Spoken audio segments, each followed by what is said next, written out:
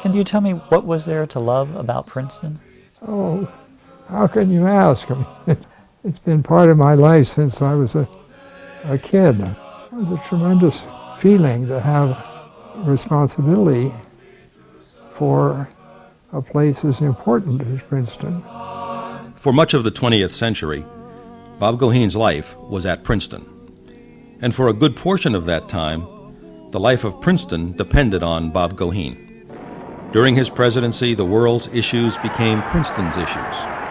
In his guidance was an inner voice, which bore testimony to Adlai Stevenson's observation that in quiet places, reason abounds. Born in India to medical missionaries, he received his undergraduate degree in classics in 1940, and after a stint in the Army, returned to earn his Ph.D. in classics in 1948. A mere 9 years later, in succeeding Harold Dodds, he became, at 37, the third youngest president in Princeton's history.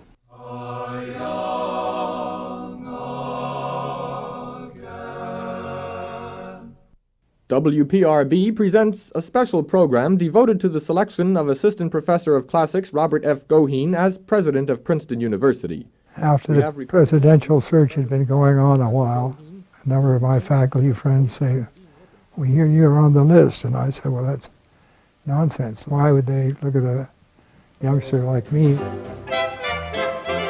Under the pretext of wanting the views of younger faculty, the trustees asked Bob to meet. I was completely relaxed. I didn't think it related to me at all. I told them quite candidly what I thought about Princeton and what some of its problems were and what its tremendous potential was, and about individuals who I thought would be or not be good presidents. So I had a ball. Sometime later, Bob was spending the weekend in Connecticut when he received an unusual phone call. Mr. Helm said, "Some of us trustees would like to meet with you Sunday morning in New York. Can you make it?" And I said, "Mr. Helm, it's a great honor, but right now I'm with my roommate and his wife, and we don't get away very often, and can't it be some other time?" And he said, "No," he said, "I think it's important. You better come." Professor Goheen's election was announced by Harold H. Helm, chairman of the Executive Committee of the University Board of Trustees. There were 5 trustees, the senior most of the trustees. We chatted a little while. They gave me a glass of sherry, and they said they wanted me to be president of the university. And I almost went through the floor, but I said yes, I would try it. He was described by his predecessor as an intellectual who can hit 225-yard drives down the fairway. If one believes as intensely in the importance of a liberal education for our times as I do, then Princeton is a wonderful place to work for. One of the most senior and I must say powerful Princeton trustees said to me, "University's in a great financial shape, and you won't have to spend a lot of time raising money. You can concentrate on education." Well, even as an assistant professor, I knew that wasn't the way things were here. Anything that you try to do well is going to cost money. I'm sure a good television show, Mr. Morrow, is an expensive operation. Harvard took the lead and boldly launched a $92 million capital campaign, the first thing of its kind certainly in our times. And that emboldened us to start to work right away and develop a capital campaign, which I guess we announced sometime in late 58 or early 59 for $53 million. We'll next go out to the Windy City. We report $2,496,000. Hooray! Thank you, Donald. God bless you. You think of $53 million is nothing in current currency, but in the 1950s it was a hell of a lot of money. For some perspective, $53 million was about half the cost of the Soviet Union's Sputnik space program. the success of which was on everyone's mind when Goheen was interviewed by Edward R. Murrow in 1958. Dr. Goheen, are you troubled at all by the Sputnik-inspired suggestions for crash programs in the sciences? Today, a new moon is in the sky. I really do believe that Sputnik generated in America a much renewed and heightened sense of the importance of higher education. In the next 10 years or so, resources came to the universities that had just been quite out of their reach before. These assets will pay large dividends for Princeton in the years ahead. President Goheen has just made the opening address to dedicate the new building for the Woodrow Wilson School of Public and International Affairs.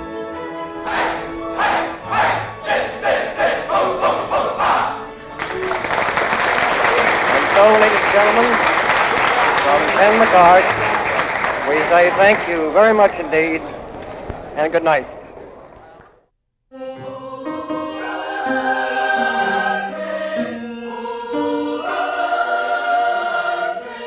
I think I confessed that through most of my life until the early 60s, I had been largely oblivious to the issue of race in this country.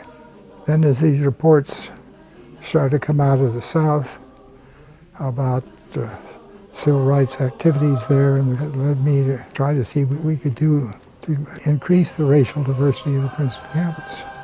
Not easy, because as we found out, blacks who might academically be eligible, many turned away because of its reputation as having been a place which rejected black, and not the least because of Woodrow Wilson's activity as president in denying blacks entry into the civil service.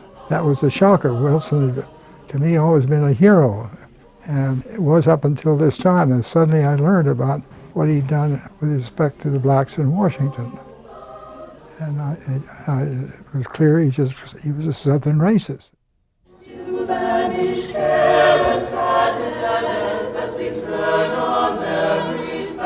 I saw that women were playing an increasingly influential role in this world. We just were not in touch with this whole segment of our society. There were going to be influential players in the society. Princeton had fallen behind in this respect.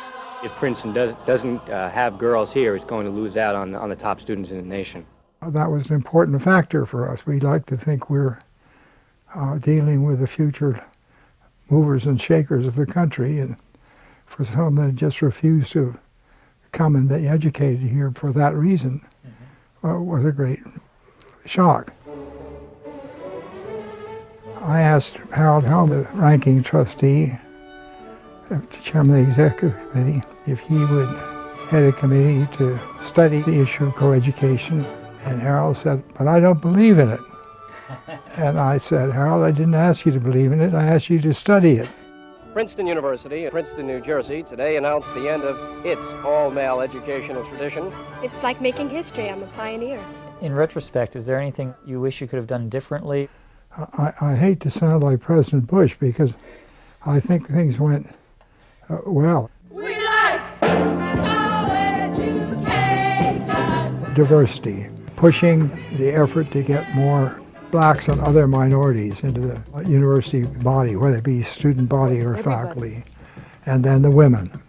I think both of those changed the character of Princeton for the better.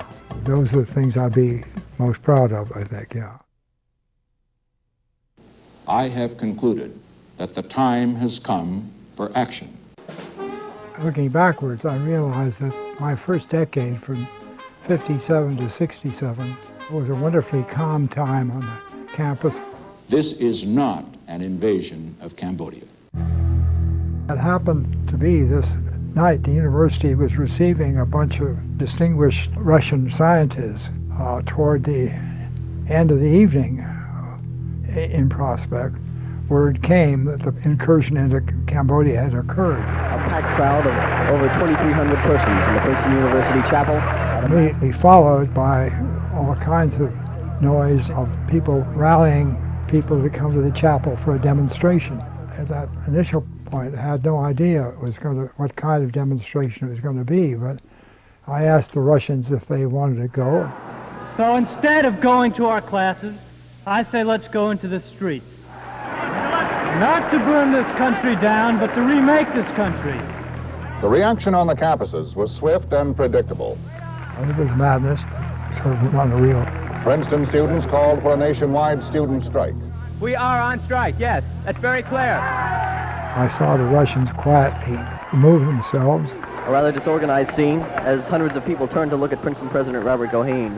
I sat there and decided it certainly was not the time for anybody official to try to intervene. It would just be a travesty to try to do that. When our reporter proposed that Goheen talk to us, he seemed visibly shaken. I think I've made my position on the war clear many times. I went from being a quiet proponent of that war to being a very quite outspoken opponent of it. I do not believe that to strike against the university because it's the nearest thing at hand makes any sense.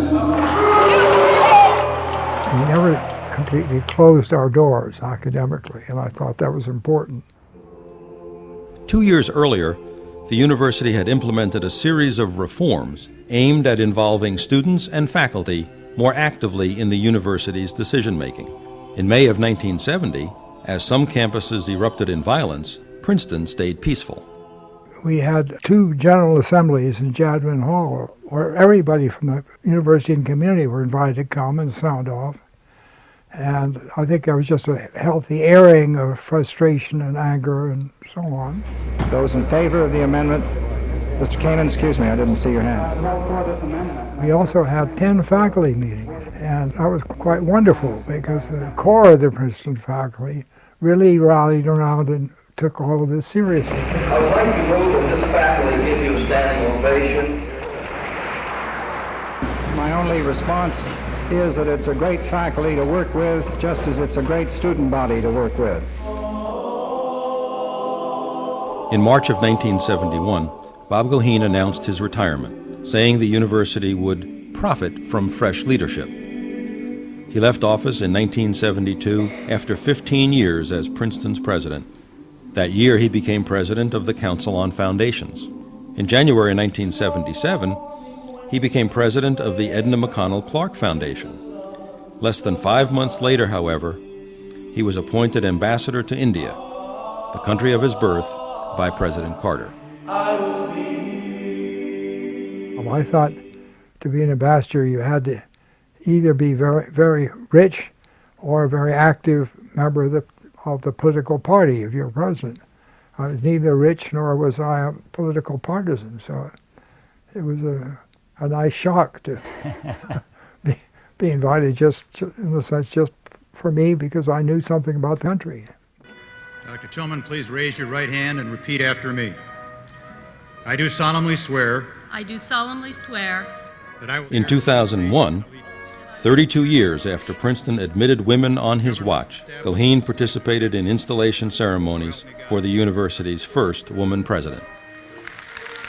We took in women students quite a long time ago. It was certainly in time to get more women high in the administration, and here she's ended right at the top, which is great. Yeah.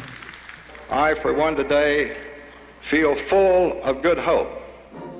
I don't know what my legacy is, but I might say that I was able to start a process of change in the university, creative change, which has been carried forward by each one of my successors. I don't know if that's a legacy or not, but anyhow, it's very gratifying to see that the university's not stopped and said, now we've done it, we're there, let's just continue to do what we're doing. I just want to ask if there's anything on your mind that we haven't discussed that you want to record for posterity? I don't think so. You've drawn me out very well, Dan, and we've talked now for 4 hours, and I think I've spilled all the beans, as they say.